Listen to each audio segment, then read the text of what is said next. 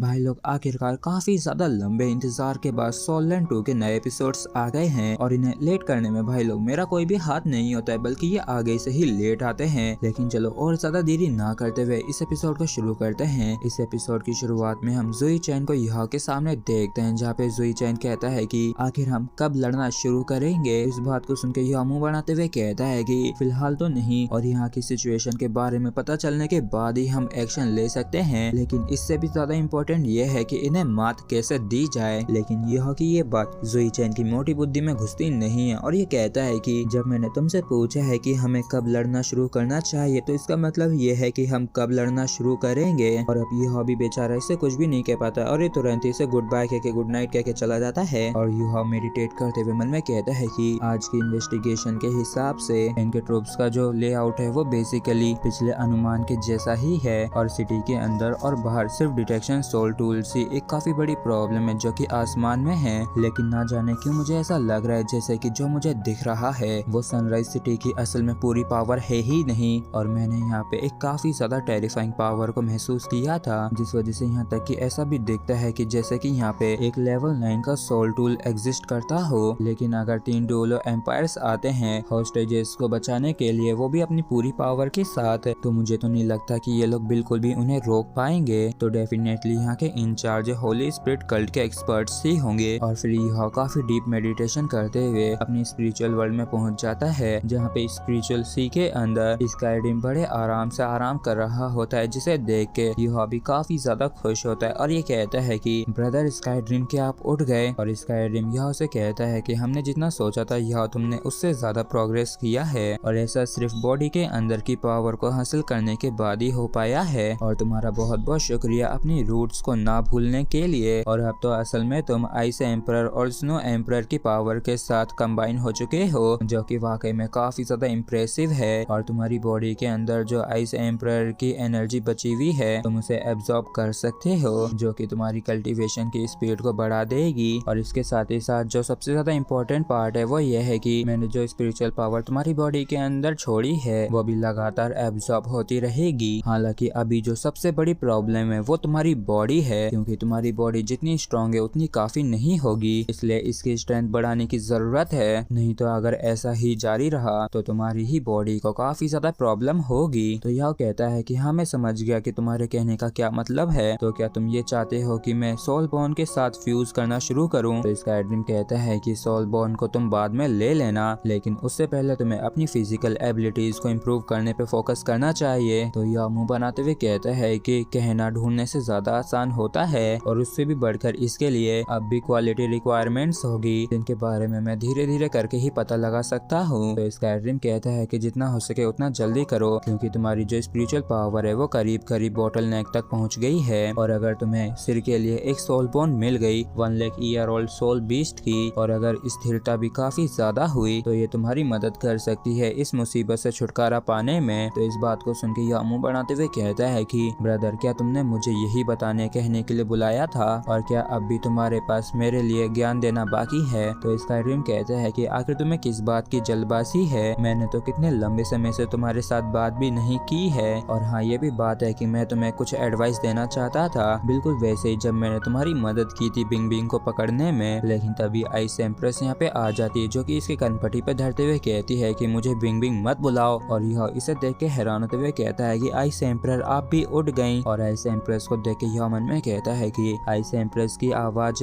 आज थोड़ी सी अजीब सी लग रही है, और इनमें एम्बैरेसमेंट की काफी ज्यादा फीलिंग्स भी दिख रही हैं। तो स्काईड्रीम हंसते हुए कहता है कि ठीक है मैं तुम्हें बिंग बिंग नहीं बुलाऊंगा, क्यों ना तुम थोड़ा और सोलो, मैं यह को बता दूंगा। तो आइस एम्प्रेस कहती है कि तुम कुछ ज्यादा ही बकवास करते हो। और फिर आइस एम्प्रेस तुरंत ही मुद्दे पे आते हुए कहती है कि यह तुम्हें अभी एक नई सोल रिंग की जरूरत है, और मुझे लगता है कि स्पिरिचुअल पावर के मामले में तुम इवल आई टायरेंट सोल बीस्ट की तलाश कर सकते हो। तो इस चीज को सुन के स्काईड्रीम काफी खुश होते हुए कहता है कि हाँ ये मैं भी यही कहना चाहता था। तो बिंग बिंग चलाते हुए कहती है कि अपना मुंह बंद रखो। तो यह कहता है कि आखिर तुम दोनों का क्या लफड़ा है, और आखिर मुझे ऐसा क्यों महसूस हो रहा है जैसे कि कुछ तो गड़बड़ है। स्काईड्रीम कहता है कि यह तुम जैसा सोच रहे हो उसके लिए कोई बात नहीं, और मैं और बिंग बिंग तो तुम्हारे एकदम प्योर फ्रेंड्स हैं, मतलब कि हम सभी ही सच्चे दोस्त हैं। क्यों मैंने सही कहा ना बिंग बिंग। और ना जाने क्यों आइस एम्प्रेस को इतनी ज्यादा शर्म आ रही होती है, और ये स्काईड्रीम के पास आके इसे गुस्सा दिखाने लगती है, जिस वजह से स्काईड्रीम घबरा जाता है और ये कहता है कि ठीक है मैं अब और कुछ भी नहीं कहूंगा, तो तुम्हें भी अब और ज्यादा गुस्सा नहीं होना चाहिए, ठीक है अब मैं चलता हूँ। और इतना कहकर स्काईड्रीम यहाँ से गायब हो जाता है और इसके यहाँ से जाते यह आइस एम्परर से कहता है कि आइस एम्परर, आपने अभी अभी जिस ईवल आई टायरेंट के बारे में कहा है तो उसका क्या करना है। तो आइस एम्परर बताती है कि जो ईवल आई टायरेंट है वो एक काफी ज्यादा पावरफुल और strong spiritual type soul beast है, और ये जो सोल बीस्ट है ये एक नेटिव सोल बीस्ट है सन मून एम्पायर के रीजन से,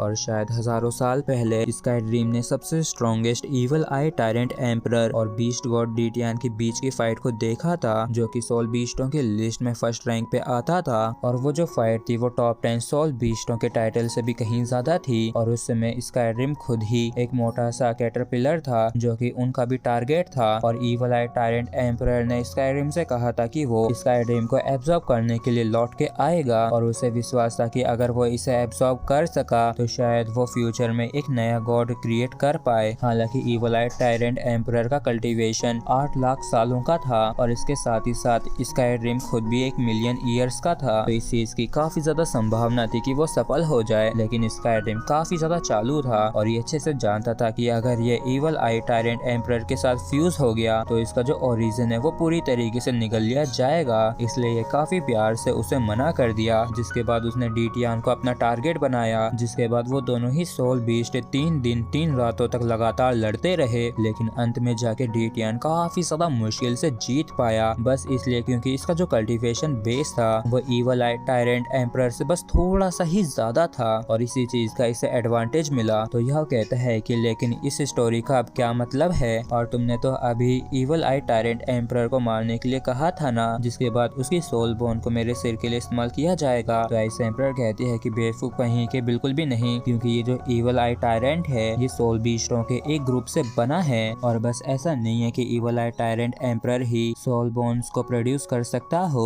हालांकि जब तुम सोल सेंट लेवल की लिमिट तक पहुंच जाओगे और अगर तब भी तुम्हारे पास सोल डोलो लेवल की सोल बोन हुई तो तुम्हारी बॉडी काफी बड़ी मुसीबत में आ जाएगी। तो यह कहता है कि तो तुम मुझे ये सलाह दे रही हो कि मैं उस ईवल आई टायरेंट का शिकार हूँ जिससे कि उसकी सोल बोन मिल जाए, और अब जब ईवल आई टायरेंट बाद में अपने ब्रेक थ्रू के दौरान शायद मर जाए, तो जहाँ तक है वो अभी अपने ब्रेक थ्रू के लिए तैयारी कर रहा होगा, और अगर वो मर जाता है तो शायद हमें उसकी सोल बोन मिल सकती है, और तुम्हारे कहने का यही मतलब है ना। तो आइस एम्परर कहती है कि तुम उतने भी ज्यादा स्टूपिड नहीं हो, और फिर यह थैंक यू कह के बाहर आ जाता है। लेकिन तभी अचानक से इसका ध्यान अपनी फिंगर की रिंग पे जाता है, तो स्काईड्रीम की वजह से ये हैरान होता है, और स्काईड्रीम कहता है कि वो जो यिंग यांग लव क्वेयरिंग वैली थी उसे मैंने भी एक्सपीरियंस किया था, और तो और बाकियों ने भी काफी मुश्किलों का सामना किया था। तो यह कहता है कि तो फिर मुझे रिजल्ट बताओ कि क्या था। तो स्काईड्रीम शर्माते हुए कहता है कि रिजल्ट के रूप में मैं उसे पास कर पाया और मुझे प्राइज मिला, और ये आगे प्राइज बताते हुए शर्मा रहा होता है। इस चीज को सुन के यह के काफी तगड़े वाले होश उड़ जाते हैं। तो ये कहता है कि आखिर कैटरपिलर्स और स्कॉर्पियन कैसे। तो स्काईड्रीम गुस्सा करते हुए कहता है कि इडियट कहीं के, हम सभी भी इंसानों के जैसे ही हैं। और इस चीज को सुन के यह अजीब तरीके से हंसने लगता है, और इसकी इस हंसी को इसके पास बैठा हुआ जुईचेन भी देख लेता है, और ये गुस्सा करते हुए कहता है कि आखिर तुम ऐसा मुंह क्यों बना रहे हो। तो यह इस चीज को देख के हैरान होता है और कहता है कि अरे कुछ भी नहीं। तो जुईचेन कहता है कि तुम मेरी तरफ देख के काफी अजीब से हंस रहे थे, और क्या तुम्हें इस चीज का भी एहसास नहीं था कि रात हो चुकी है। तो यह कहता है कि नहीं, मेरा कोई मतलब नहीं था, तुम प्रैक्टिस कर सकते हो। तो जुईचेन कहता है कि ठीक है, अगली बार तुम ऐसे मत हंसना, और वैसे भी मेरा पूरा मन मेरी स्वाड पे ही है, इसलिए मुझे बाकी कुछ समझ में नहीं आता है, लेकिन हाँ मैं तुम्हें कभी भी पसंद नहीं करूंगा। और इसकी इन बातों को सुनकर यह को भी गुस्सा आने लगता है, और ये कहता है कि अपनी बकवास बंद करो, आखिर तुम कब से इतनी पंचायती करने लगे। और फिर हमें दूसरी रात वेस्टर्न सिटी होंगलुओ रोड का सीन दिखाया जाता है, जहाँ पे यह टहल रहा होता है, और ये मन में कहता है कि जहाँ से भी मैं गुजरता हूँ वहाँ पे मैं इन्वेस्टिगेट कर सकता हूँ, यहाँ तक कि बेसमेंट में भी। और वैसे तो ये मेथड काफी स्टूपिड है, लेकिन ये काफी ज्यादा कारगर भी है। और जब यह यहाँ पे टहल रहा होता है तभी कोई कहता है कि अंकल मेरे साथ आके खेलो ना। और हम देखते हैं कि ये जो बच्चा या बच्ची होती है इसके हर एक कदम के साथ जमीन टूट रही होती है, क्योंकि ये काफी मोटी और भारी होती है, और इसके साथ साथ काफी ज्यादा बदसूरत भी। और ये कहती है कि अंकल चलो ना, साथ में खेलो ना।